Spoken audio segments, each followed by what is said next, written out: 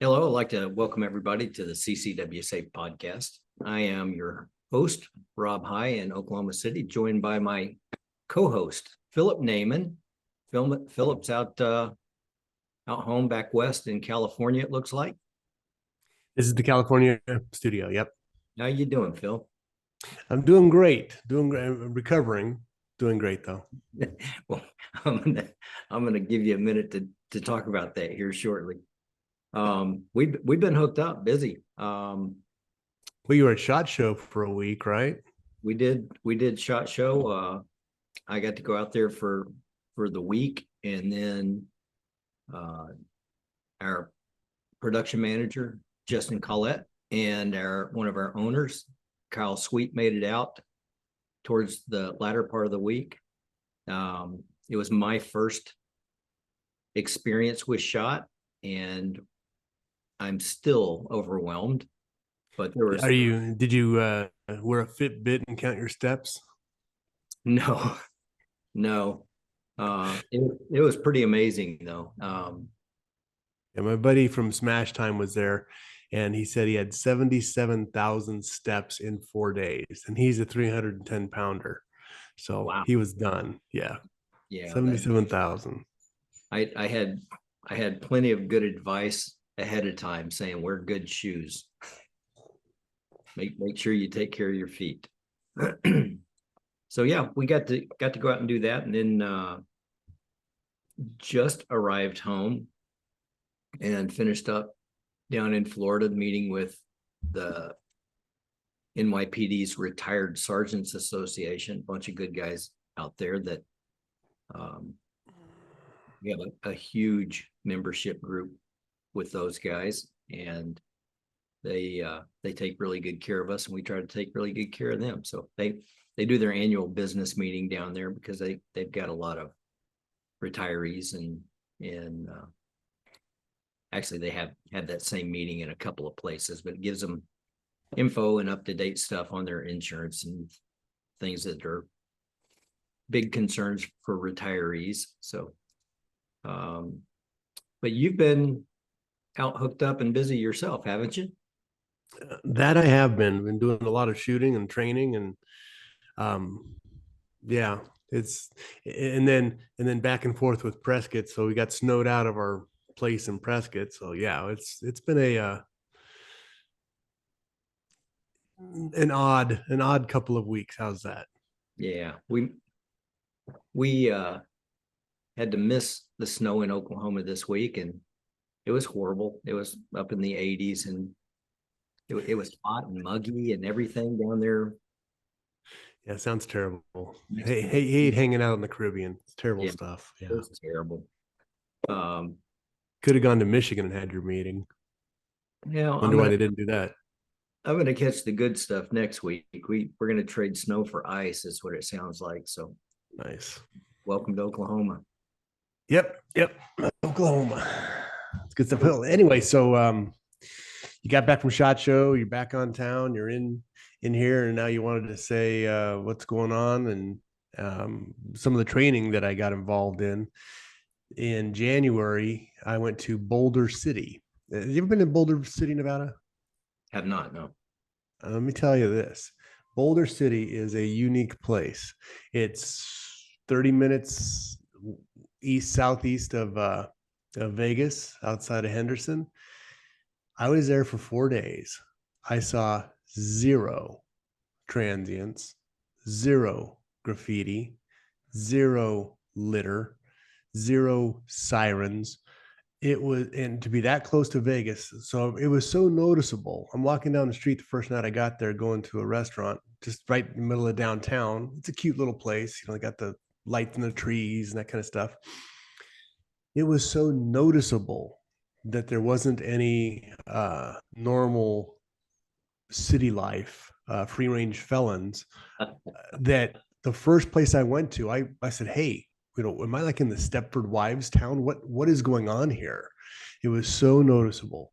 But they've apparently got a city manager and a chief of police and a city council that said, no, we're not going to recreate Vegas. We're going to have quality of life here. And every place I went, and I bring this up because it's achievable. We don't have to have cities putting up with this stuff. I physically saw it, and coming from Prescott, which is a very great, clean city, and seeing a difference from that to Boulder City, that there was another level you could achieve. I'm like, man, I need to hire that chief of police and bring him in. He should be doing the national circuits. And here's how we fix things, folks, because it was amazing. And the people who were there, I had dinner with several people, just sitting in restaurants, and they're all bragging about it. Oh yeah, this is the way we want it. This is what we've chosen, and this is we support the police 100%, and we're all good with this. This is awesome. So it was a noticeable thing, and I was there for the sheepdog response uh, series 1 training. That was where they did their classrooms, and their shooting was out of Boulder City, and then their MMA version, or the wrestling version, was in Vegas itself. So where did they do the grappling portion? There's a giant MMA gym right across the freeway from the UFC office. And of course, I'm forgetting its name right now, but it was big. It was a really nice facility, clean, huge mats, open. It was a really nice, well-run facility, right there in an industrial area. Well, we've had questions from folks asking us about different trainings, and tell me about this one, tell me about that one. Who's an instructor to go see? So let's break down your class. Let's kind of go through what you were able to digest for, what was it, 4 days? I was there for 4 days, but it was 2.5. Okay. 2.5 days of training. I was seeing clients in the area, so I went early. Anyway, so it started off with the classroom session, kind of a meet and greet, and a classroom session in the evening on Wednesday, I believe it was, at a local municipal room. And it basically, they were going over what the program was going to be for the week, and they did a big thing on situational awareness, which the gist of the course is trying to get people who are not trained, not police officers, not military SF guys, but to get them into, a protective mindset, a good body structure, how you carry yourself, things you're looking for, things you're mindful of, how you're walking with your family, those kind of things. And it was really great. And one of the guys who was a speaker there, his name was Garrett from South Carolina, was a Marine on 2 prosthetics. He'd lost his limbs in, I believe it was Iraq. And, he's there, he's talking about what he has to do and how he has to keep himself in charge. He was a pretty impressive guy. There also were 2 other instructors one of them was the Army combatives instructor. His name was Yako, Polynesian guy. And then Steve, who looked like a surfer dude from Colorado, but you can't really be a surfer dude from Colorado. But he was a really good guy, and they were all great. But they were the main instructors. This is Tim Kennedy's group, but they're the main instructors for the Sheepdog one. He came in the second day, and he was there, I think, it was just the week before SHOT Show. He was there doing a training session for their level 2 class, and then he was in town for the SHOT Show.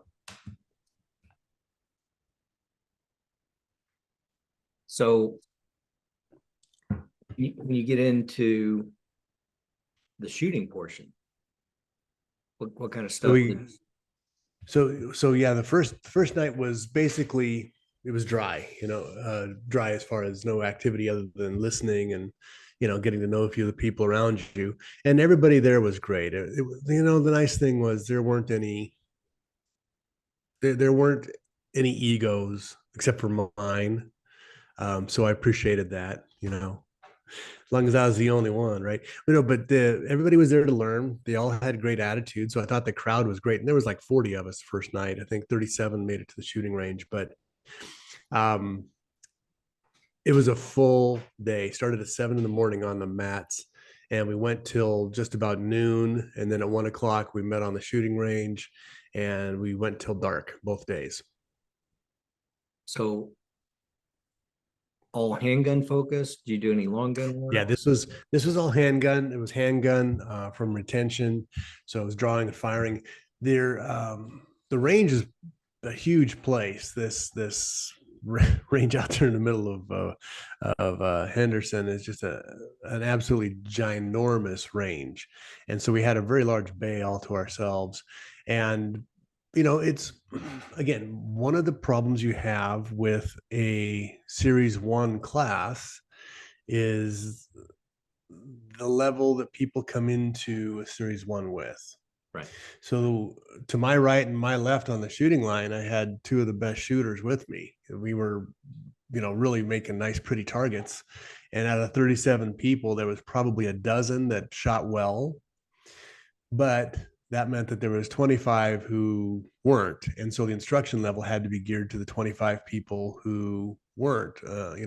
Some people flew in and rented guns, so they had zero experience with a firearm at all.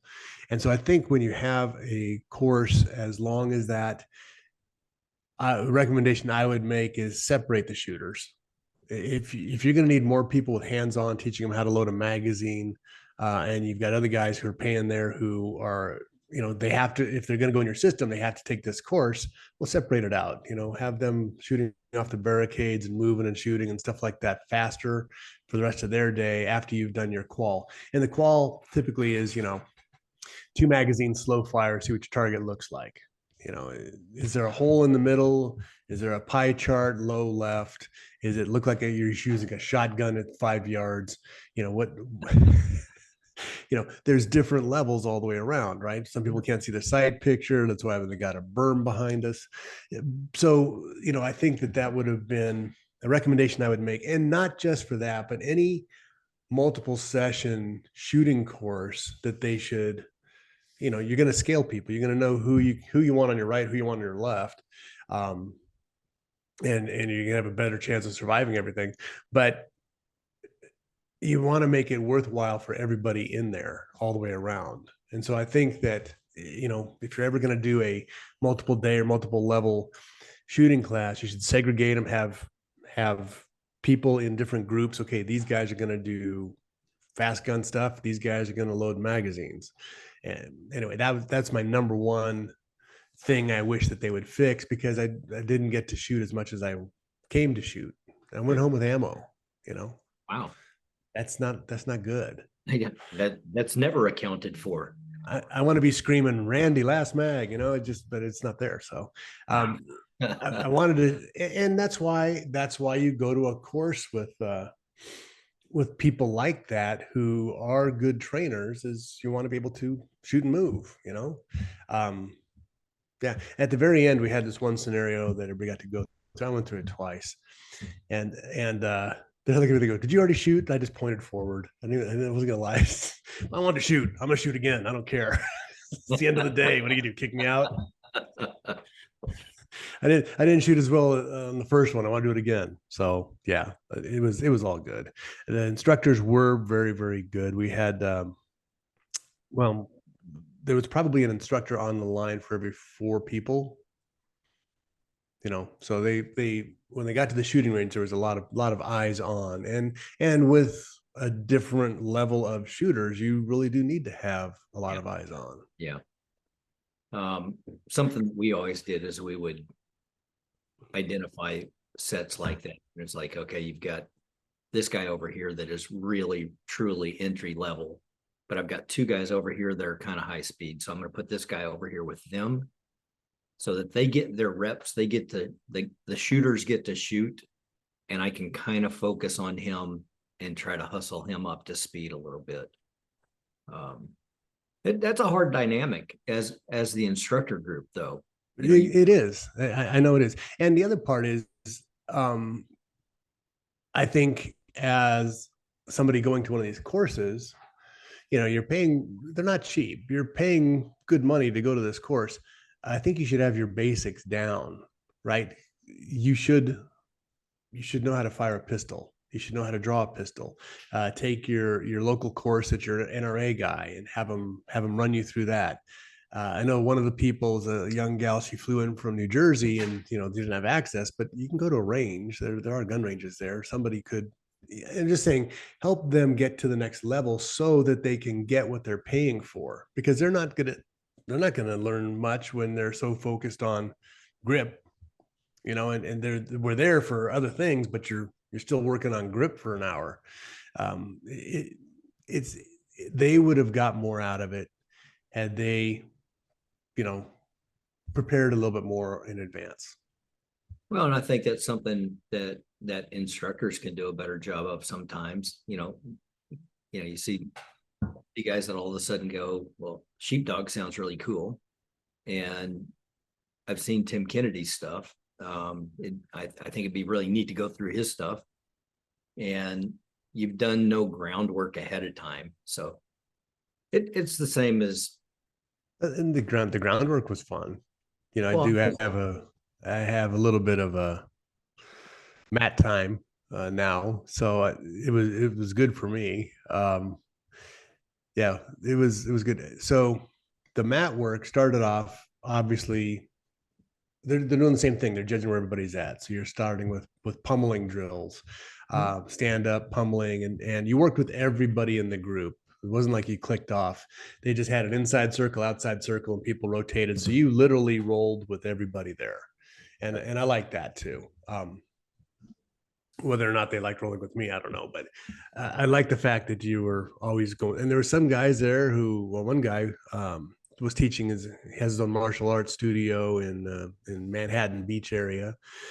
He didn't let that out of the bag. His friend did, but it was great. It was really fun that there was all different levels of people there and sizes. We had a 260-pound bodybuilder. The guy looked so intimidating. His arms were as big as my head, and I got a big head. Just all different shapes and sizes, and it was really cool to work out with everybody on that. And so they started with basic defenses, and in their course, again, this is like 9 hours of jiu-jitsu in 2 days. They taught basic attacks, basic sweeps, advance your position. This is the best position to be in. This is the worst position. How do you go from the worst to the best? And those were the drills, and I thought those were very good and very functional. We left a lot of sweat in that room, so that was great. Excuse me. That was really a good time. And again, we had great black belt instructors there. Yako, the Army combatives instructor, and he was this Polynesian guy. He was pretty awesome. And Steve, those are the guys on the mat all day long, and we learned a lot there. And then the second day, they brought in weapons. So it's interesting how, especially if you've worked out in a gym, like a jiu-jitsu gym or judo or whatever you're doing, there's mat etiquette, right? I'm a bigger guy. I get into bad habits of not putting 100% pressure on a smaller opponent, right? I'll try and hold them a different way. I won't just squish them. And well, that's a bad habit, because all of a sudden there's a gun or a plastic gun or a plastic knife in the mix, and everybody's going 100%. And boy, that changes the dynamic. That was the most interesting thing. So you did some rolling and introduced weaponry. Yeah.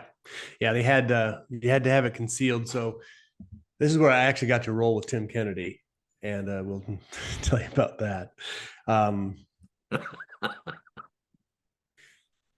So the drill was, everybody pairs up. One guy has a weapon. It's supposed to be concealed, so you don't know who it is. Well, obviously, if it's you that have it or don't, right? So they had plastic knives and plastic guns, and you were supposed to just kind of roll a little bit till the guy who had the gun or weapon in concealment went for it. Then it's there. Then you fight for the item, whatever it is. And they had it was good. It was really good training, because you can get blindsided. We've talked about that before, where people are stabbed to death, they don't even realize it. Yes. And okay, I've got this, or whatever, and all of a sudden there's something hitting you in the side, and you look down, and then holy cow, where did that come from? Yeah. So I thought that that was great. The other thing was, while you were wrestling with this, the instructors were going around to see who wasn't watching their six all the time while you're wrestling, and you might end up 2-on-1 Yep. if you didn't have your back covered, right? And so that was interesting, and that didn't happen to me because I did keep an eye over my shoulder. Remember Steve, one of the instructors, came up and he goes, I was watching him all the way, and he goes, "That's good." And he wouldn't attack somebody else, but it's interesting the different dynamics that you're in. Similar to when you're shooting on the range, and they say after you shoot, reassess, scan, all that stuff. Well, you need to look behind you because you know they're they're behind you, and maybe they have a hand signal or something, and it just they do little things to keep you on your toes, and really the way you should be all the time. But it's hard to be on all the time. But the rolling was great. um, Tim Kennedy came in the last day, about the last hour of our course, and that's when the weapons were introduced. And for whatever reason, I was the dummy.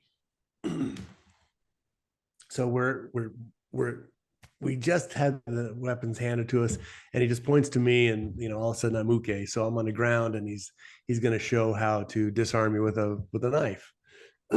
Excuse me. I'm sorry. I have a mute button here. I should use it. So, it was great. He says, look, he pointed out to somebody else. He says, look at your side control. You're giving this guy too many gaps. And the guy fought MMA for, I don't know, something like 18 years. He got hit in the head by Chuck Liddell since he's been 18 years old. He's a different breed. He is so high energy, and his shoulders, honest to God, are this wide. It's a bizarre thing. He is super strong, and he's fought for his entire life, and he knows what he was talking about. So anyway, I could tell the difference when he was just demonstrating, and he did some moves on me. I'm like, son of a gun, this would suck to have to roll with this guy, right? Because he's very good. You don't get to be that level MMA and all that stuff if you're a faker. And then later on that day, he was on the mats rolling with everybody. Not quite everybody, but he was rolling with people. I turned around and he was walking by, and I go, "Hey, let's just get this over with." So that was the drill where one of us had a weapon. That was me. I had the gun in my waist, and he goes, "Oh, you got to cover it up." So I pull out my rash guard and covered it up. And as soon as we go, I make a move for my gun, and all of a sudden he's stabbing me. And I'm like, where'd that other bad come from? Right? I'm assuming I'm the only one who brought a gun to a knife fight. Right. And now it's like, well, forget the gun. I've got to control this blade that keeps hitting me like a sewing machine. And so now your focus is on that. And you just don't quit. Yes, I'm dead, but I'm still going to fight for 5 minutes with this guy. And I don't know if it's possible to die more often than I did rolling with him. I think I counted 673 death blows in 5 minutes. I think that's a world record somehow. But it was, he's got great positioning. He's stronger than hell. He's got great positioning. He knows what he's doing. And you don't know. I thought it was a very eye-opening for me, because you don't know who you're running into on the streets. You have a gun. You think you're the only one who's in charge of this, and a knife comes out of nowhere. That was, again, expect the unexpected. Don't assume anything. And that was great. So this, we're rolling, and I isolated his arm, and I brought it over my head. And if I'm in a turtle position in jiu-jitsu, I've got some things I've practiced. I know how to get out of, right? So I post his arm, and that's the arm with the knife in it. And like, okay, I got him. I'm going to roll him here. And he reaches down with his left hand and takes the knife out of his right hand and keeps killing me. I'm like, they just don't teach that stuff. Yes. Like, I got him. Nope. I'm still dying. I'm still dying here. Somebody send in a mop, because my blood is over this entire jiu-jitsu mat. I'm leaking everywhere. but it was very, I don't know, I liked it. I was dreading rolling with him, but I'm glad I did. Yeah, I died 673 times, but You at know, least I got killed by that guy. I always think it's really good to see stuff like that though. To know what potentials are out there. And it's not necessarily the potentials used against me, but I have a baseline to see this is where I'm at. And I'm probably not ever going to be this guy, but I can sure be better than the guy I am today. So those are motivating factors for me. Those are things that make me want to dive in a little bit more than I maybe have at the time. Yeah. Well, and the other thing, I think, well, it should be like a high school course because everybody should understand how important it is now to see somebody's hands when you're an officer, right? It's one of the things they kept saying is hands are what kill you, right? Hands are what kill you. There's a knife, there's a gun, there's a whatever, it's in their hands. Hands are what kill you. And, my example of rolling with Tim Kennedy, his hand all of a sudden came up with a knife. It's like, where the hell did that come from? That's not Yep. the question. The question is, what are you going to do about it? Here it You, is, right? you knew you had a weapon and you weren't concerned with him having one. Exactly. That's the assumption, which got me stitched up Kilted. 673 Kilted. times. Huh? I said, you got killed it a lot. Yeah. Yeah. I majored in it. That was my, you know, back in early 2000s, Stan and I both got invited to a big national defensive tactics instructor school. And it was an invite only. And you knew on day one how serious they were, because as you were starting to do kind of the feeling out stages and do just very basic fundamental things, you'd see somebody come in the room and tap someone on the shoulder and thank them for showing up, but you're not quite ready for this course. And they would take you to the airport. And it was a 5-week long school, and it culminated with a 20-minute fight test against the staff. That's horrible, absolutely horrible. long But day. yeah, that was the first time Stan and I, either one, had been involved in defensive tactics with very organized, well-constructed grappling over a firearm. And that was something that they had us do on day one, and it was horrible. Yeah, And it's a whole different thing. it was horrible. So, and you've taken out, there's no kicking, no punching, no biting. Everything else pretty much, or eye gouging. Anything else is open season and go. So my first bout with that went 5 minutes, and my arms were useless the rest of the day. I was squeezing so hard trying to maintain possession. So these are things that I like to point out to people that yeah, I carry a gun, I do this. Understand the responsibilities that go with possessing that thing in a public forum. You need to be well versed in all aspects, and it's harder than you think.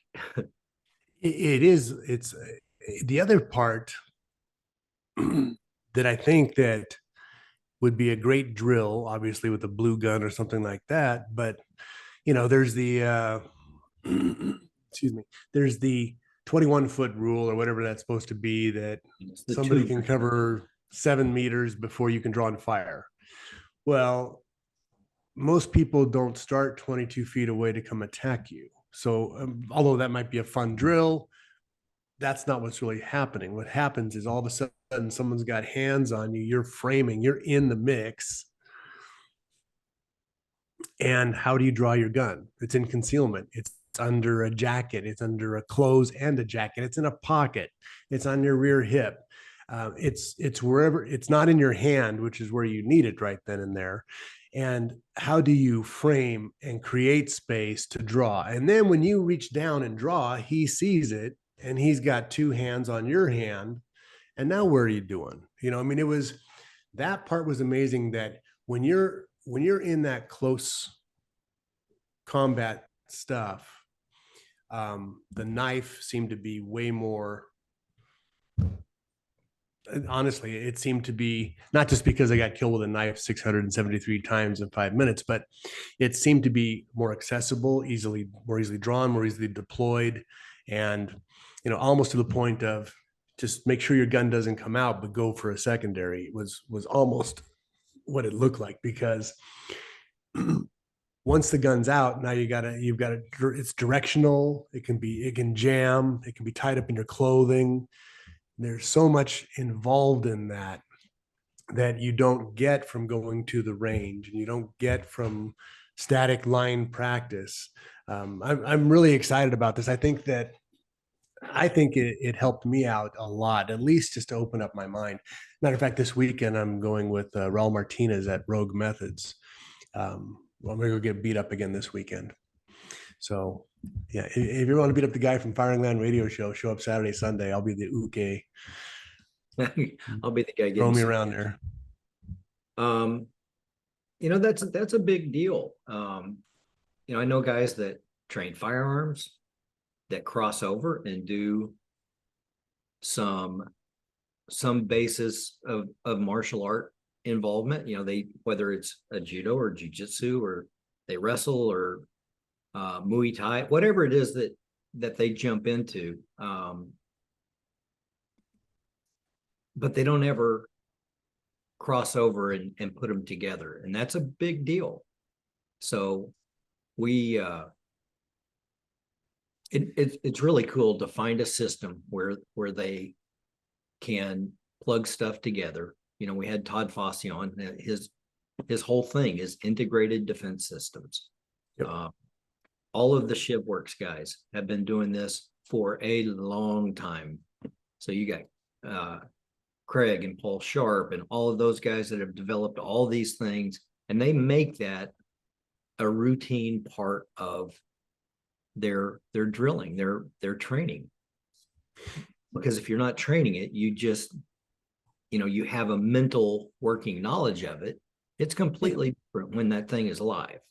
Yeah, and you can only die once. You can't die 673 times and get up and talk about it. Yeah, for sure. The other thing is, they've got a system, I think, that they're kind of instituting between those people. I know they talked about it. Kennedy was one of them, but they have something that they're calling a combatives martial art. And it's interesting because it's not just rolling, it's not just striking, it's everything involved, including firearms and fitness levels. You have to have this level of fitness, this level of strength, this, you know, so they have these different qualifications in there that I think is really interesting, because it's more of an all-round approach. It's almost like there's a new thing out called tactical games. It's like CrossFit with a gun, or multiple guns. Pretty cool stuff, you know. So it's now my ship has sailed for that. I don't have the knees for that anymore. But it's interesting, the level of training that is coming out now, and I think that we would all be better off if we find something, some level of it, and get involved in it. Yeah. And yes, I would be that guy that would be just ridiculous, fully immersed in something like that. And I'm finally at that age group that I get a free pass out. I don't have to go do that. Because I would want to see where I stand. Come on, you're younger than I am. I think I was the oldest guy in the class Oh goodness. by about 15 years. So yeah, I remember my dad getting so frustrated with me once. And I was in my mid 40s, and we were getting ready to go compete at the World Police and Fire Games. And I was jumping in everything. I was doing judo, I was doing freestyle wrestling, I was doing Greco wrestling. And he just like slumped and said, when are you going to be out of eligibility? And I'm in my 60s and now I'm out. I don't have any more. I'm done. I practice. That's all I do. So Yeah, so I'm looking forward to it. I'm leaving this afternoon to San Diego area, and that's where we're going to do the next bout of training. So yeah, we'll have another report for you. I'll show you my bruises, and we'll go from there. most excellent. So moving forward, we've got TACCon coming up here in another month and a half, almost 2 months now. Where's that at? It's down at the Dallas Pistol Club. It's Tom Gibbons' group, the Range Master group. It's an amazing training seminar. Again, it's kind of like a smorgasbord kind of thing. You get to go in and spend a weekend and get to sit and have multiple instructors that you get time with and introduce into their stuff, and kind of helps you make a good decision, helps you make those good decisions on, there's Phillip Naiman. I want to make sure I get his class, or I thought I wanted to take this class, but I sat through 4 hours now, and I think I'd rather, my money would be better spent over here. But those are not. Are you instructing, or are you just participating? Both. I'll be presenting this year. But the big deal is just the ability to find all these guys you've seen and you've been able to follow and thought that, hey, if I ever get the chance to go to Wayne Dobbs' class or Chuck Haggard's class, you can go in, you can see what they have to offer, and then go, yep, that's going to be money well spent. I'm going to go spend 3 or 4 days down the road. So those are great opportunities when you have those. Jacob Paulson has the one that he does out here in Oklahoma, the Guardian Nation Conference. He puts that on in September, isn't it? Yeah, but same thing. Got a huge lineup of really first class instructors, and you can see. And again, that's another place that, like you were talking about with your course that you went through, that you've got guys that are coming in from entry level skills to guys that are competitive shooters. So it's a lot of fun. You'll see guys that have got just years and years of experience just because they have a love and a passion for firearms. And then you got guys that are in the full blown competition arena. And then you're going to have guys that have got military backgrounds or law enforcement backgrounds, and all of those things are things that you kind of get to pick and choose. And that doesn't work for me, so I'm not going to do that. But that really does benefit me and makes me a more responsible, better prepared carrier or defender. And those are the kinds of, I like having the opportunity for those kinds of courses where you can really see what's available out there. And it involves, we've had Andrew Brink out there doing the legal aspects of it. You get Chuck Haggard, at least for Guardian, is doing the less lethal stuff. You got Todd Fosse's out there doing combative stuff. Tons of guys that are doing firearm stuff. So we talk about it, Phil and I bring it up all the time, and it's knowing your mission, but just knowing what your mission is just where you begin. And then now it's starting to build all the skills that fit in to make you the best prepared for that. So, and typically that's for my protection and my loved ones' protection. So that's about it for today. Phil, you got any takeaways? Just my bruises and my ego, my bruised ego and my bruises. Yeah. I lived with those for way too long. Yeah, it's good stuff. I really enjoyed the training, and like I said, hands, right? Man, hands are what kill you. That was a major takeaway. That's why you always see the police officers screaming, "Show me your hands, show me your hands," and you don't realize until you're in that.